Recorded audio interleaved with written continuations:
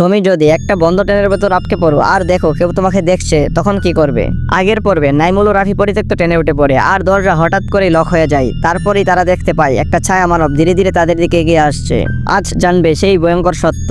ট্রেনের ভেতরে হঠাৎ কুয়াশা জমতে শুরু করলো, বাতাস যেন ভারী হয়ে এলো। নাইমুল দরজা দেখাচ্ছে, দরজা খুলছেই না। এটা কিভাবে বন্ধ হলো? হঠাৎই একটা পুরনো মাইক চালু হলো, সময় শেষ, ট্রেন ছাড়বে। রাফি আতঙ্কে চিৎকার করলো, এই ট্রেন তো বহু বছর ধরে বন্ধ, তাহলে কে ঘোষণা দিল? হঠাৎ চারপাশে পুরনো দেওয়ালে লেখা ফুটে উঠলো, এই ট্রেনে যে একবার উঠে সে আর ফিরে যেতে পারে না। নাইমুল পিছনে ফিরে তাকিয়ে দেখলো ট্রেনের লাস্ট কোচে সেই ছায়া দাঁড়িয়ে আছে। ছায়াটা ধীরে ধীরে এগিয়ে আসছে। ট্রেন কেঁপে উঠলো, যেন সত্যি সত্যি চলতে শুরু করেছে।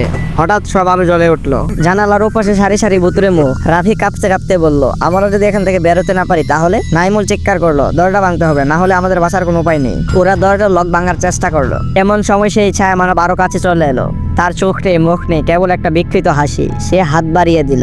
ট্রেন কি সত্যি সত্যি চলতে শুরু করেছে, নাকি ওরা শুধু কল্পনা করছে? নাইমুল আর রাফির কি বাঁচার কোনো উপায় আছে?